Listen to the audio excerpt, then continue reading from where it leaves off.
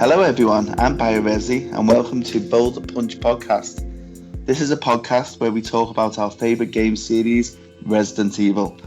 In today's podcast, we have fellow Resident Evil biohazard slaves who help run the Facebook page. There'll be a link in the description. So today we're joined by Itchy Tasty and Tofu. Welcome, guys. Hello. How's everybody?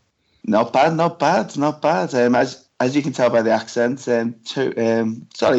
Itchy Tasty's from over the pond in America. And me and Tofu are from UK, and we're not that far away, are we? Actually, Liverpool and Blackpool. Yeah, really not far at all. Actually, just a stone's throw. And Itchy Tasty's in Raccoon City, in the bubble. Yeah, I survived. Just about. He's a bit mutated. Yeah, I'm still holding on. He's got a giant William Birkin mutated eyeball. Right, so I just thought on this first podcast, we're going to talk about why we love Resident Evil.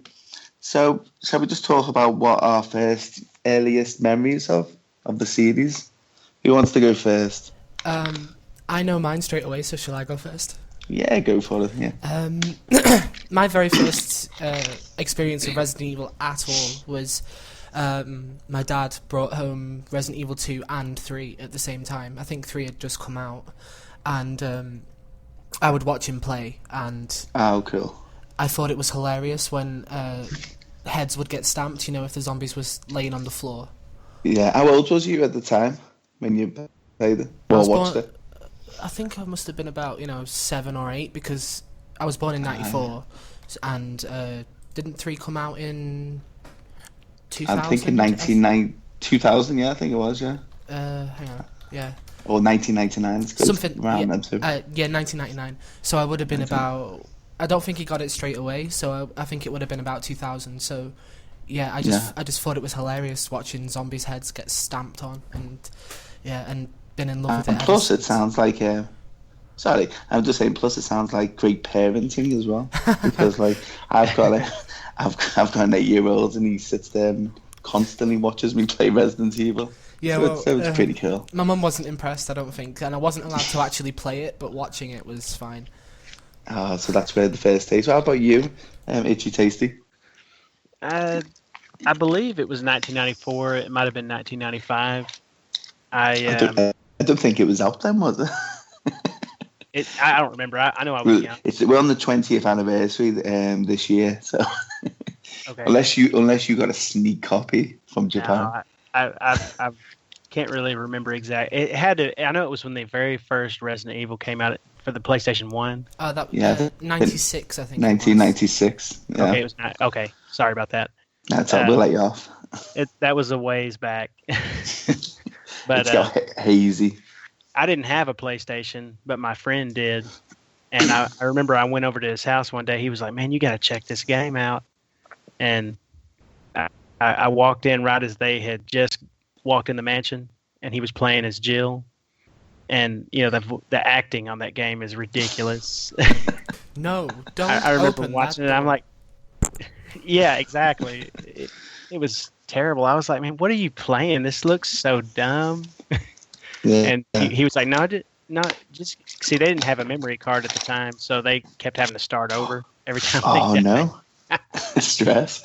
So he already knew what was coming. He was like, just wait. So they go in the dining room, and then he goes in the hallway that's next to it and walks around that corner. And I'll never forget the first time I saw that. The zombie bites the guy's head off and turns around and looks, and it's like, holy crap! I gotta watch this. I was just glued from that moment, and I've played all of them since, all the main ones anyway. I think I've missed a few. Like I don't think I played Dead Aim and some of the spin-offs, but I know I've been a Resident Evil fan since the beginning, basically. Good stuff. I'm just trying to think. My first memory, I got it the year it come out, but on the Christmas. I'm 96, and I remember I got the PlayStation 1. And I remember going in the shop and I had to pick like 4 games. Because obviously my mum didn't know much about PlayStation, so I went and then she wrapped it up and that. And I remember I picked Tomb Raider, Tekken, and then I remember I picked something else, and I think was it Fade to Black, or it was like Yeah, Fade do you to ever remember Black. Fade to Black? It was the sequel to Flashback, wasn't it? And it was Something. Yeah, pretty. I seem to remember.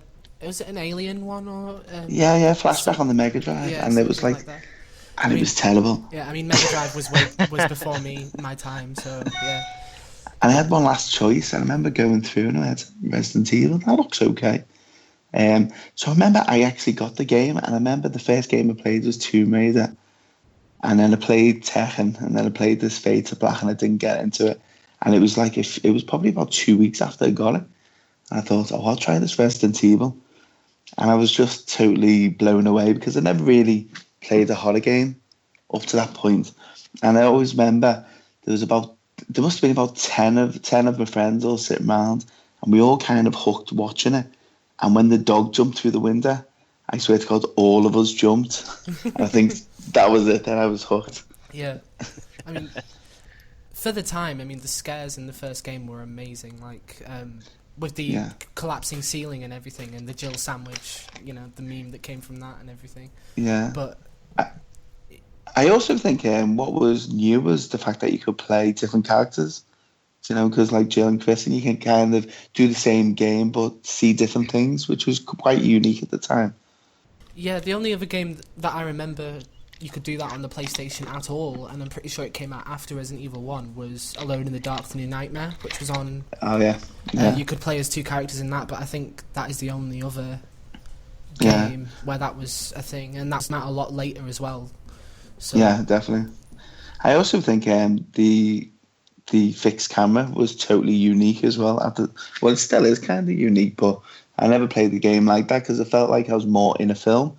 Because you lost the ability to control the world, if that makes sense. It was like kind of you're going to every next image was like the next page of a book. Yeah, you only. So it was, sorry to interrupt. No, good. It was a lot more like the creator had they had a lot more control of each thing. Like everything you saw is something you were supposed to see from that angle. So they had a lot more control over the horror and the story and everything. I almost wonder if they realized how much the scare factor is upped whenever they made the first one, because I remember, way back then, I used to be like really tense, like you could hear the zombies walking and you just couldn't see them because the camera's looking at you. Yeah. So you're just like, man, I wish I could like look and see, but then you learn, you eventually learn there's auto aim, when you raise the gun up, it points in the direction that it's at, so you can kind of cheat, but I mean, you don't know that the first time. Did they have auto aim in the first game? I can't quite remember. It might be the director's cut I'm thinking about. But... Or it might have been an option, like to make it easier. I can't remember, to be honest. I'd have to look into that. I know that first time I was like, man, I would stand there and just wait for the zombies to come just because I was afraid to move. Yeah.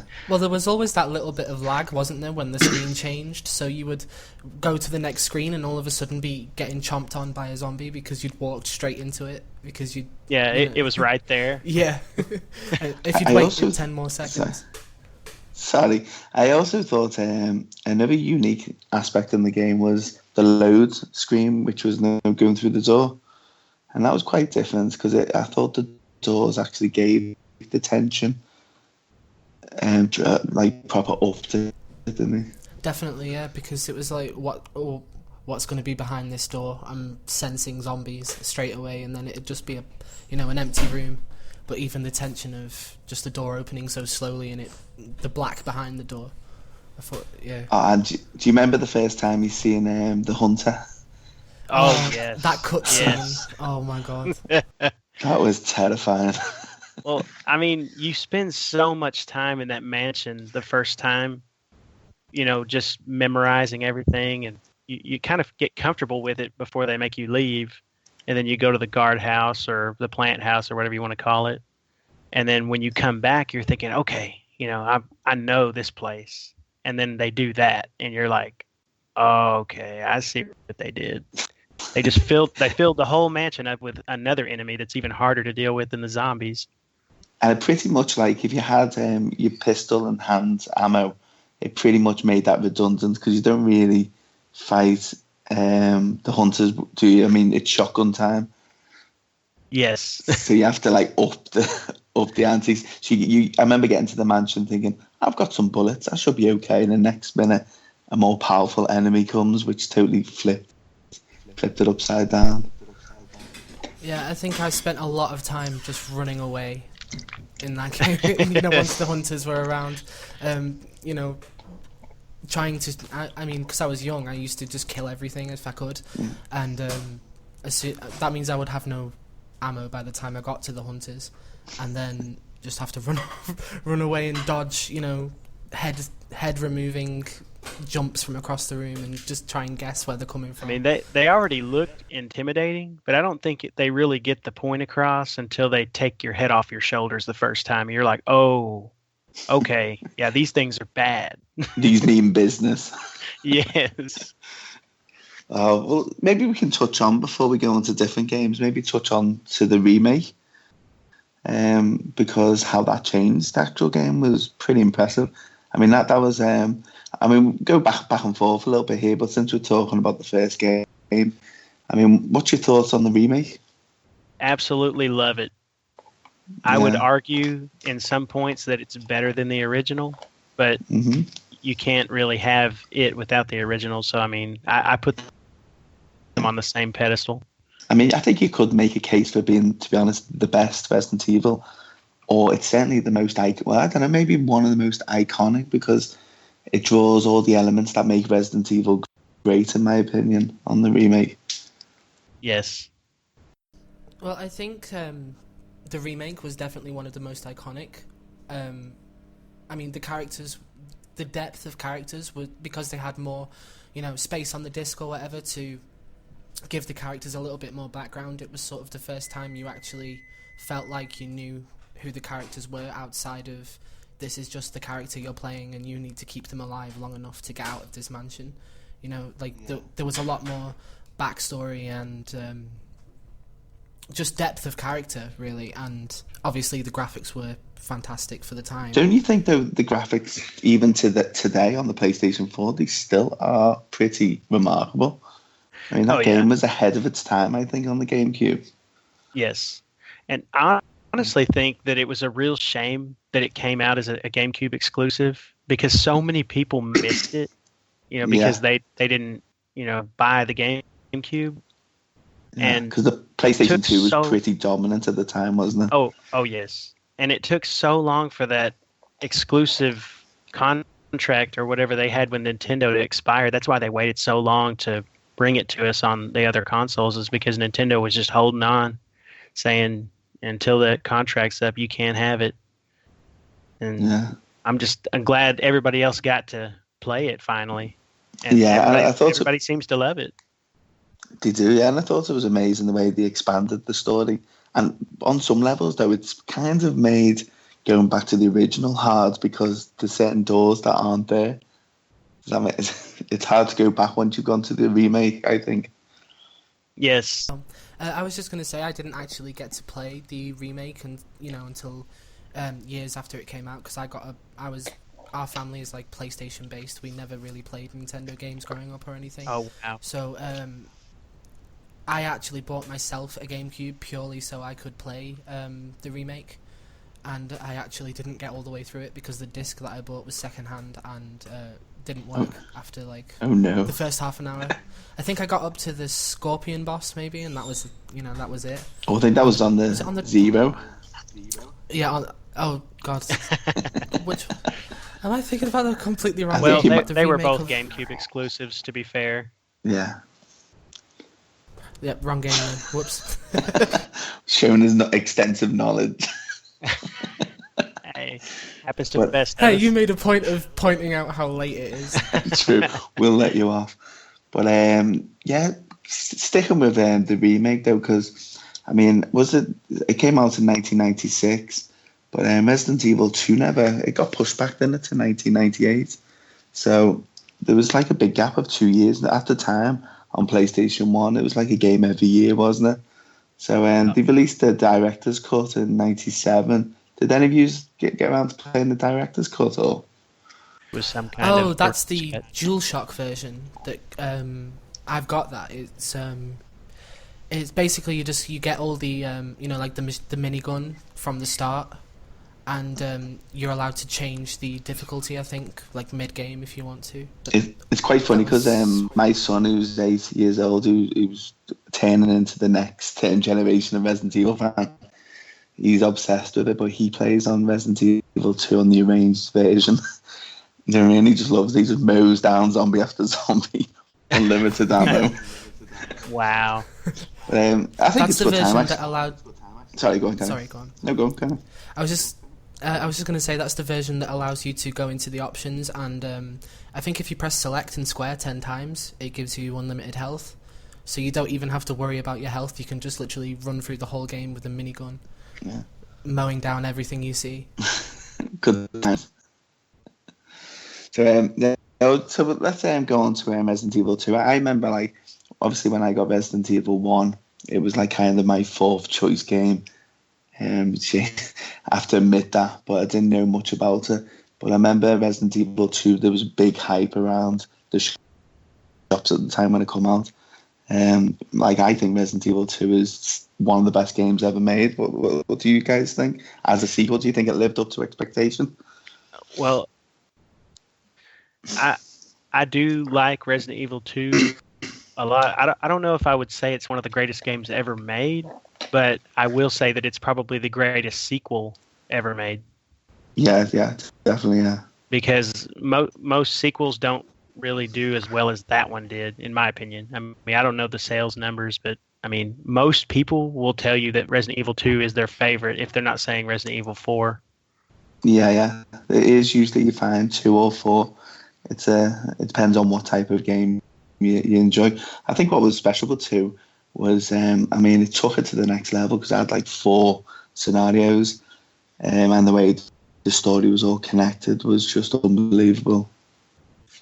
Yeah, it was really good.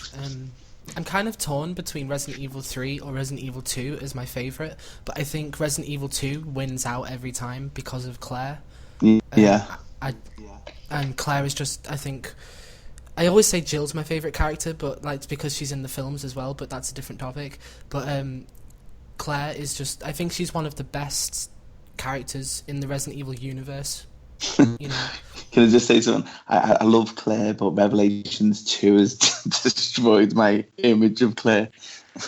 Yeah, oh god. I'm looking forward to talking about that in the next podcast. But we'll go more into that.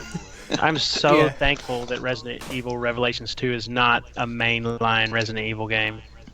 Like, it's not. Yeah, like, I'm glad it's just not a numbered Resident Evil, because I was pretty upset on Claire, the changes that they made to Claire.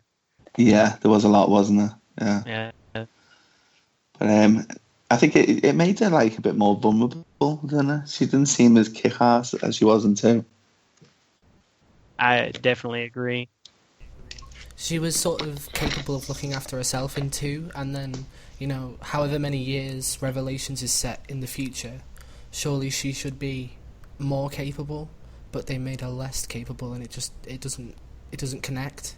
Yeah, definitely. I think we could do a whole podcast on Revelation 2. Maybe we should. Maybe we should, yeah. I mean, I remember when I first played Revelations 2, she just looks bored when she wakes up in that cell. Like, oh, here we go again. She's like, oh, this again. She looked like an old hag who woke up with a hangover, had been smoking too much. But I think the budget for the game as well maybe let it down a bit, and maybe that's another reason why, because the animations and everything felt janky. You think they couldn't afford to pay Alison Court to come back and voice Claire? Oh, yeah, that as well. Yeah. Oh god. But anyway, since we're going back to the PlayStation 1, we'll go back to the PlayStation 1 and we'll get to Revelations on another podcast. But this game still absolutely gets me jittery. Nemesis. It wasn't really meant to be Resident Evil 3. I think that's pretty much common knowledge, wasn't it? It was an exclusive contract. Like, they had to make 3 games for the PlayStation. and what they wanted to do with Code Veronica wasn't going to be able to be accomplished on the PlayStation 1, so they just kind of slapped Resident Evil 3 together, which, I mean, I don't mean to disrespect that game. I mean, a lot of people love it, but I mean, it is fairly short, for a Resident Evil title, I think. It hasn't got the like multiple playthroughs in a sense. I mean, you do have certain options where you can like jump off a bridge, or do you know what I mean? You have like quick decisions, but it hasn't got like like Resident Evil 2. You have 4 playthroughs. And it's kind of like a stepping backwards in terms of the scope. You can see so many of the assets from Resident Evil 2 that they just kind of reused, like the police station. Yeah.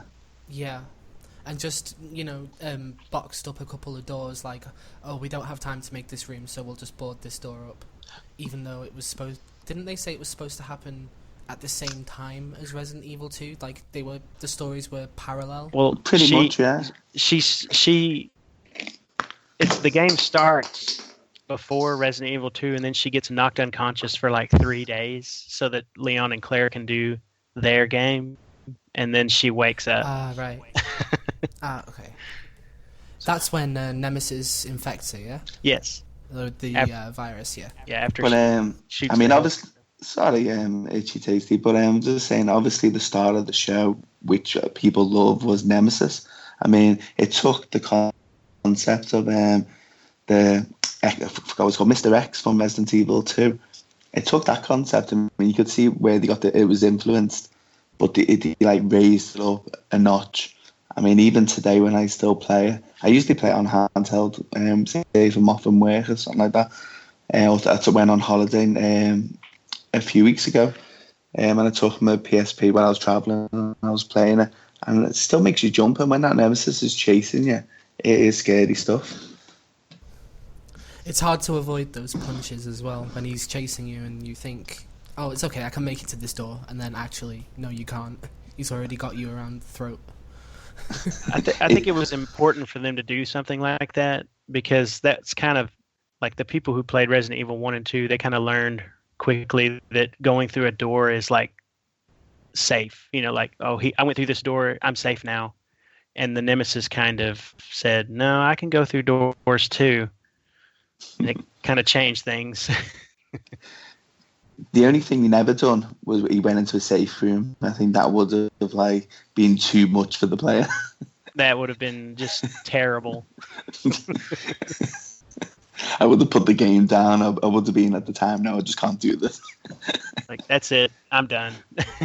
Yeah. Like, I mean, I seen a speed run of Nemesis the other day. I think the guy completed it in just, was it under an hour? Which I didn't think was possible. It was just... Yeah, you can run through it. Yeah, but that fast. I mean, it was just unbelievable. Like, you got so lucky, though. Yeah.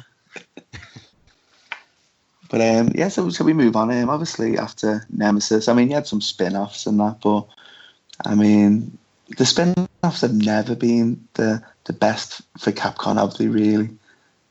In terms of quality. Well, I don't know, I mean... You have the old one. I thought Code Veronica's spin-off was okay. Yeah, I didn't really look at Code Veronica as a spin-off. I was talking more like, like Dead Aim or The Gun Survivor. Oh, right, yeah. Yeah, they weren't the best.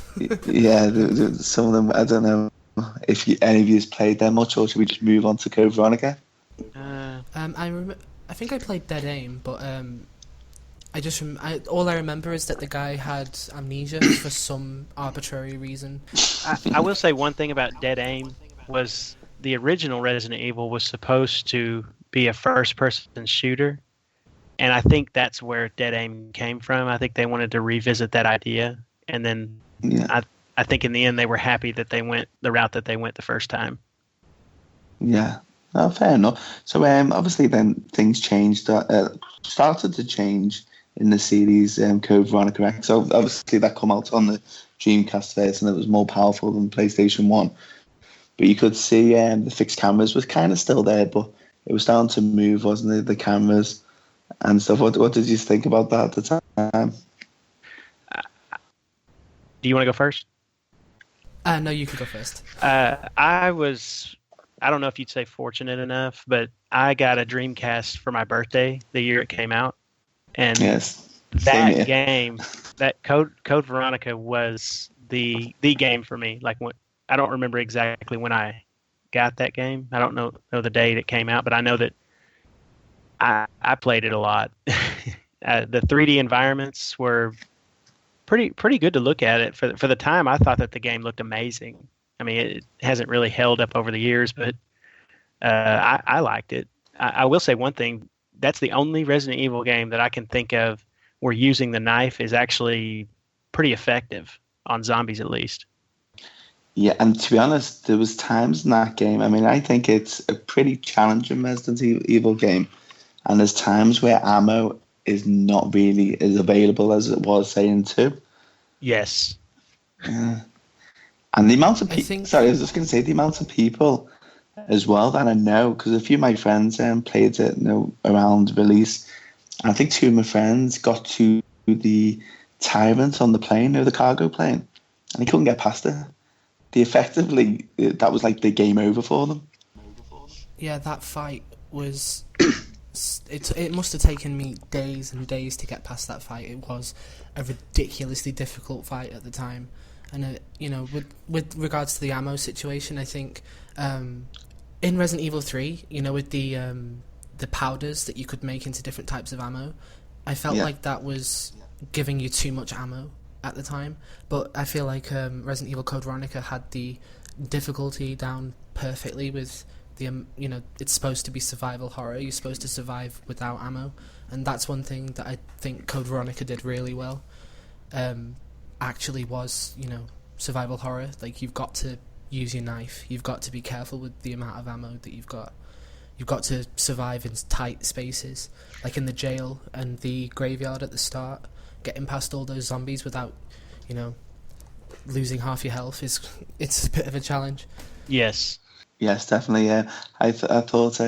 Well, to be honest, I played the game. I think it was last year when I played it, and straight away, right through the first, like, say, third. When do you get to the cargo? It's about halfway, isn't it?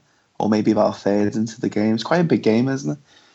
And it is quite long. Yeah, it's quite a long game. It runs pretty long.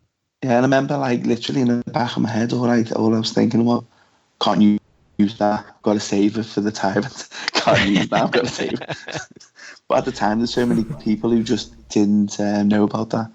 Like the Tyrant. I didn't know because there was no internet then. I don't even know if I had a guide for it. And it was a tough fight, but I mean, it's a really epic story. It's a massive game, I think. I've met. Go ahead. Sorry, go on. I was just gonna say, I think that's the first. Wasn't that like the first Resident Evil that really gave you more than one location? Like, because you went in the plane to the other place. I can't remember where it is. Like the other facility. Yeah, the island. You went to Antarctica. Yeah. Was it Antarctica or the Arctic? Somewhere cold. I think it was. Yeah, somewhere Antarctica. cold. Yeah, I remember playing. I just remember playing the game, and I felt like I was playing it. Well, I got on the Dreamcast as well when it first come out, and I felt like I was playing it for like literally days and days. And I remember getting to the Antarctic, and I remember like going through with Claire, and then you fight a creature, Nosferatu, I believe it's called, one with all the tentacles and that. Yes. And then she kind of and then it kind of ends at that point, and then all of a sudden you're back on the island with Chris, and you're like, oh my god, I've got so much to do. I remember thinking, I thought this place blew up. Did I miss it? But no, it was a fantastic game, but I don't know, it's a shame it's not numbered. I think that's maybe its legacy. Yeah, I think it was good enough to justify a number. Now I know this next game will not really the biggest fan, are we, when it comes to this one? But Resident Evil 4, not Itchy Tasty. You like the game, don't you, Itchy Tasty? I actually do. I really enjoyed it. I mean, I remember when I first played it, I died so many times, just in the village with the chainsaw guy, and and all those. I just wasn't used to enemies being thrown at me in Yeah. in those many numbers. It was a very there was a learning curve there, Oh, but I there mean still is. I love it though. I mean Yeah. I wasn't one of the ones that was put off by the change in formula. Like I will say that I do enjoy the older ones probably more Yeah. as a survival horror game, but sometimes it's more fun to play like say Resident Evil 4 and just it's got more action. I mean there's a lot of fun to be had in that Resident. I mean I respect it. I think I had a perfect balance of action and horror because there is some bits in 4. Like when you first come against the regenerator, or you're trapped Yes. in the maze with, is it U3, and there's certain parts of it that is just terrifying. I don't have much to say about Resident Evil 4 because I haven't actually played it. But I think the change of formula was. I mean, I did own the game and I started playing it, but I think it didn't feel like Resident Evil to me, and that's what sort of put me off. With the villagers and the chainsaw guy, it didn't feel. I didn't get far enough in to see the actual. The last plague I saw. I think. The regenerators or anything. All I saw was a man running around with a chainsaw. You're so lucky you never seen the regenerators. Yes. or Verdugo. That was terrifying as well. Just I remember the regenerators. You'll never forget that breathing sound that they make. Never. I mean, I got that game on the GameCube. I actually still got the console, the limited edition, that come out when it came out. And it was, I think it came out summer. I've got it in my head, summer 2005, and I was just, I was blown away. But there hadn't been a Resident Evil or a main game in the series for a few years, so I think there was a proper hype on 4. And it's a long game, and the action was amazing. I still love it, but I agree with Richie Tasty. I mean, the amount of times I've died. I'm currently playing it now on the PlayStation 4, and I went into it thinking I should be good on this because I played it like last year on the PlayStation 3, and I played it loads of times. I just die. Stupid things. So it's mostly them quick time events. Yes, I hate those. Like that crowd's a fight. I sometimes die like 20 times on that. Well, see, with me, it's like I want to watch the cut scene. And then it's like, oh, push this button really fast. And I'm like, I thought it was a movie.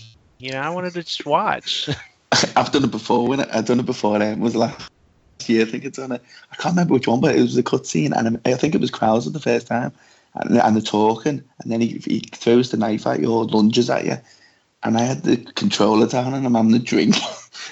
And next minute, I'm like, trying to reach to the controller. I'm like, no. You know what I mean? I'm dead. Come on. You're like, oh yeah, this is a game. I'm supposed to do stuff. But it's a brutal game. But I do think a lot of people give it bad credit because they look at that game as it was like, I won't say the downfall of Resident Evil, but obviously it was a big shift in what Resident Evil was about. But I think as a game itself, I do think it is an amazing game. Like, I will say the one thing that probably put me off the most about it was like I like the zombies. I mean that to me, a Resident Evil game without zombies is kind of misleading. Because I remember when I put I didn't know anything about Resident Evil 4 when I put it in. All I knew was that it was a Resident Evil, and I wanted to play it. And then these, are they Spanish? Like the people? You're in Spain. So, yeah. You're in Spain. Yeah, they are. They speak Spanish. They speak Spanish. That's an Ibiza. I mean, it's like these angry men that speaking Spanish, swinging axes at me, and I'm like, this isn't zombies. Why aren't they zombies? And they all look the same. Haven't they killed you before? They're all very angry at me for some reason, and I can't understand them. Yeah. Well, I think it's still fun, though. Yeah, there's certain elements in that game that I love the merchant, and I've been saying this to a friend of mine who's a Resident Evil fan. Resident Evil 7 looks like the type of game that should have a merchant in it. If he's going to bring the merchant back, bring him on Resident Evil 7, just lingering around this plantation. He's got a whisper. He's like, I got some good things on sale, straight. I'll buy that at a high price. Or the worst, not enough cash. I think the thing I don't like the most about Resident Evil 4 is the first person, well, over-the-shoulder camera. Yeah. Like, it really put me off, just because I really enjoyed the fixed cameras from a horror perspective, and I just think it's a lot more difficult to get the same feeling of horror when it's over-the-shoulder, if you know what I mean. I thought they were quite clever, though, because they never gave you full control over the camera. So, like, the right stick on most games, like, like Gears of War or something like that, that's similar. You can spin the camera around and rotate the character. But on Resident Evil 4, you never had that camera really. I mean, it could flick, but it always flicked back. So you still had that, like, panic of where are they? And because obviously you couldn't walk and shoot, could you? So you still had that, like... He has to stand completely still if he wants to aim, which doesn't make sense, but... Okay. Someone's coming at you with a chainsaw. I'm out of there. Like, if I want to shoot him, I'm going to have to stand still. So in the earlier games, there was a quick turn. Did they have a quick turn in Resident Evil 4? They do, yeah. Yes, they do. Thank God. I will say that it was very, very refreshing in Resident Evil 4 to actually be able to aim at the head. I mean, because I used to be so mad on Resident Evil 1 and 2 and 3. It's like, I have to put bullets in these zombies because my character is too stupid to just shoot him in the head. Yeah. But unless you're using the shotgun, then you can just aim up in one shot. but the actual bad guys, the villagers and stuff, they used to do this little shimmy though, didn't they? When they come at you. So they were, even though you could get headshots, sometimes they'll pull this little dance. And you're like, come on. Or they like to just lean to the left or to the right. Like, no, you're not going to shoot me. And you're trying to get a headshot off with your rifle. You got one bullet in the chamber. You're about to shoot, and then he ducks. Like, come on! Like, you're supposed to be stupid. You're supposed to let me do this. Oh well, we might still touch on. We've pretty much gone through the games, but obviously we're going to do podcasts, more in-depth ones. But we'll just touch on 5 and 6 before we finish this podcast. So, what's your thoughts on 5? Where do I start? Shall we leave 5 for another podcast? Or shall we? In fact, it could be a good idea to leave 5 and 6 for, because I think we, as Resident Evil fans, I think we all pretty much agree that there was a big shift and change of direction, wasn't there, for 5 and 6? I will agree. That's where the divide. That's where the divide starts to really take effect. Is at 5. Well, I think we'll do that. In fact, our next podcast we'll call it The Divide. Yeah, The Divide. But it's been a bit. All in all, though, it's been a great 20 years, hasn't it, for the series? I agree. It's definitely one of the high points of my childhood. Yeah, certainly the first 10 years, 15 years, maybe the last few. I've not been up to I wouldn't say up to the standard as the first 10 years. Yeah, well, the game industry is also slightly to blame for the way that it's changed, I think. But the first 10 years were the best, obviously. But I'm hopeful that we're going to see a return to formula from the older games for for 7, hopefully. Fingers crossed. Well, thanks anyway for joining on the podcast. Obviously, there's a few members in Resident Evil Biohazard, so if you start watching these podcasts, you'll get to know like familiar voices, but we'll always have new people coming in on these podcasts, certainly. You're taking the lead, aren't you, on the next one, Tofu? Yes, I am, hopefully. A little bit nervous about that, but we'll see how I think goes. The next one we want to discuss a little bit about the new upcoming 7 and remake, which will be a nice podcast, won't it?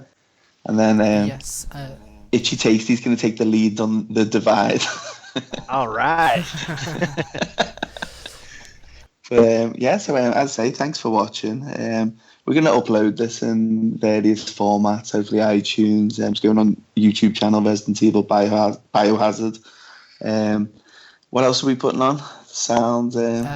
SoundCloud, yeah. Maybe the page. Do you want to promote Twitter or Facebook if you have it? Yeah. We do have a Twitter, but I don't think there's any point even mentioning it yet because it's not actually up and running, is it? So maybe in the next podcast we'll have. Yeah, we'll do. But we've got the page, which is doing pretty good actually. We're up to nearly 3,000 people in such a short amount of time. So so look forward. There'll be another Boulder Punch podcast coming hopefully this weekend. And thanks for joining. Thanks a lot, Itchy Tasty Tofu. I'm Bio Resi, and I'll see you soon. Goodbye. See you later. Till next time.